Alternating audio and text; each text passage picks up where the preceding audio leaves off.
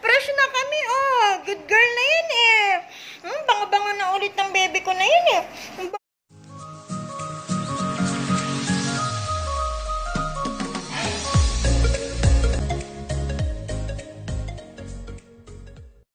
Nakatapos akong mag-edit ng 2 vlog. Hala! Grabe kayo! Yung rep! Hindi nyo sinarado! TJ ha, bad ka ha? Nakatapos ako mag-edit ng 2 vlog. And i-upload ko na lang, na-export ko na yan. Basta i-upload ko na lang siya. At ngayon, magpapaligo naman ako ng aking mga doggies. Kasi kumain sila ng paa ng manok. Para makakaligo na rin ako. So, pagkatapos nila iwain na happy maligo, si TJ naman papaliguan ko. Taking a shower. You want to take a bath? Mabait tong mga to eh. Mabait tong mga to eh. Diba? Mabait kayo? Ay sus! Ay sus! Ay sus! Ay sus! Nag-iinarte! Ay sus! Ay sus! Ay sus! Ay sus naman! Nag-iinarte! Papaliguan ko sila. Tapos na sila maligo. Ay! Ligo-ligo sarap! Ligo-ligo sarap! Ligo sarap! So, tapos na ako magpaligo sa kanila. And ang gagawin ko naman si TJ naman, kailangan utuin ko pa yon bago ko siya mapaliguan. Ayun o, naririnig niyo ba ang ingay-ingay? Si TJ hanggat di ko yan inuuto, hindi yan magpapaligo. So, hindi ko alam kung si Daddy uuwi siya ng lunch. Or siguro baka kumain na lang yun sa work niya. Yung mga basura yung pinagplastikan, ayan na naman kayo ha. Kalilinis ko lang dyan. Lagi kayong ganyan. Fresh na kami, oh. Good girl na yan eh. Bango-bango na ulit ng baby ko na yan eh. Bango-bango ng baby ko na yan eh. Bango-bango eh. Kasyado naman ng baby ko na yan eh. Asus. Gusto ng mga aso ko guys kapag kinakausap ko sila na parang baby. Kasyado naman ng baby ko na yan eh. Ayan naman. Kasyado naman ng baby ko eh. Charap eh. Pinaliguan ko sila kasi nasabi ko na yata kanina na kaya ko sila pinaliguan kasi nga kumain sila ng raw kanina. Yung paa nga ng manok, diba? Naman, may wrinkles ka. Nakakagigil ko. Nakakagigil ko. Masyado ka na Masyado na yan, baby na yan eh. Nakaligo na ako guys. Ito, ipe-prepare lang ako ng pudang ng aking mga doggies. Pagkatapos ito, syempre, pasok lungga na tayo dahil ang init. Dahil wala naman akong gagawin dito sa loob, ay sa labas. Eat na. Okay, eat. Eat na kayo. Ayan, kumakain na sila yung, yung ulam nila, sabaw ng adobo. Nag-anoan ko sila kanina. Yung habang nag-aadobo ko, yung nung hindi ko pa nalalagyan ng sibuyas tsaka bawang. Anuhan ko na sila, anong tawag doon?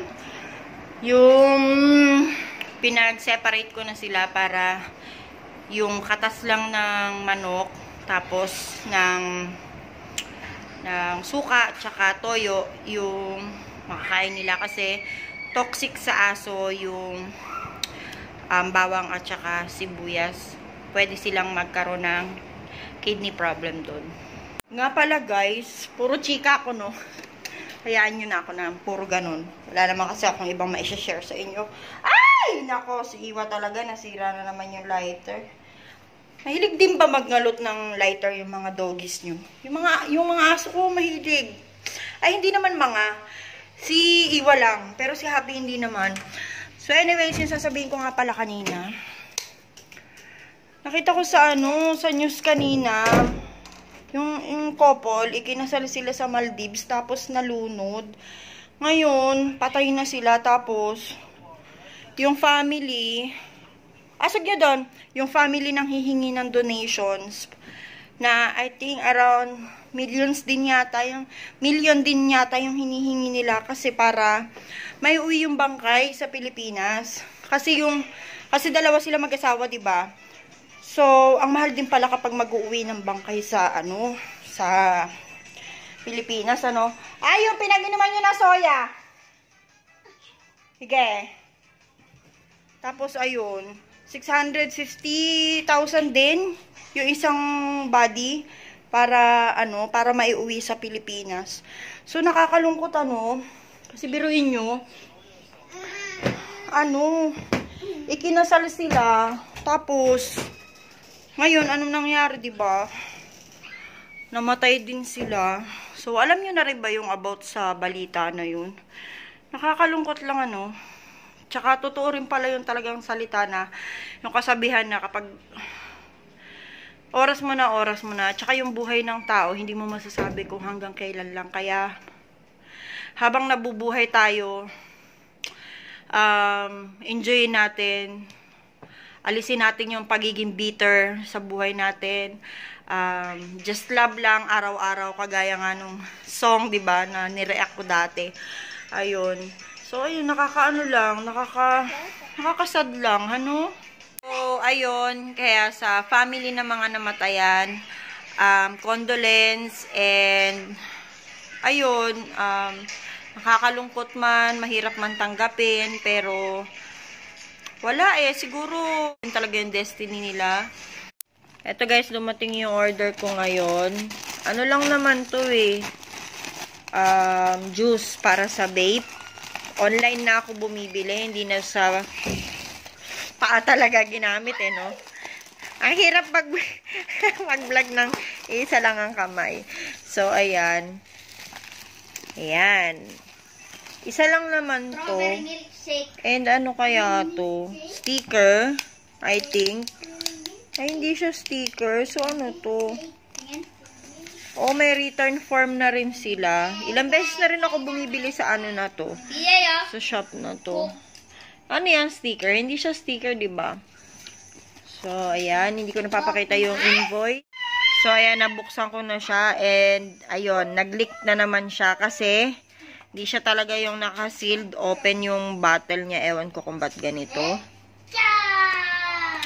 Pero alam nyo ba guys, sa mga nagbe-vape dyan, maire-recommend ko tong whip drip na to, na strawberry milk. Napakasarap niya guys. And 6 mg siya. Pero kahit 6 mg siya guys, hindi siya ganun katapang. Pero may pa rin siya, may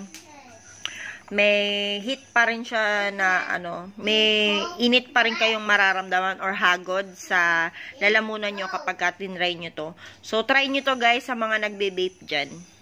Eto nga pala guys, nabili namin to last month. Caramel strawberry ng Capella.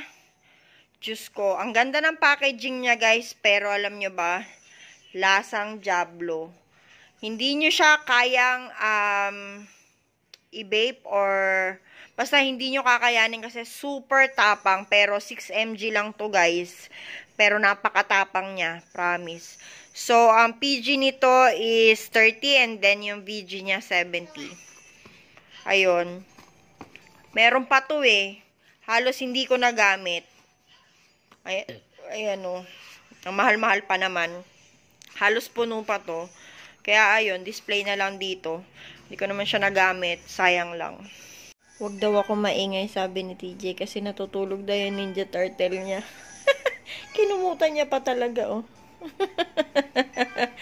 Pusit na bata to. Hindi daw uuwi si daddy. Nagluto pa naman ako. At dinagdagan ko pa naman yung saing ng kanin. Andyan daw yung mga Taiwanese. Kaya may free lunch sila today. Pero sabi niya, mag-uwi daw siya ng seafood. Kasi kapag andyan yung mga Taiwanese talaga, nag-uwi si daddy ng mga seafood. Sa seafood restaurant sila palagi kumakain. Kasi yun yung pinaka gusto nung mga Taiwanese, yung pinaka boss nila. So, ayun. Ayan, nagamit ko na guys, yung itong whip drip. Ayan. So, next, siguro pag andito na yung brother ko, siguro kami, magre-review kami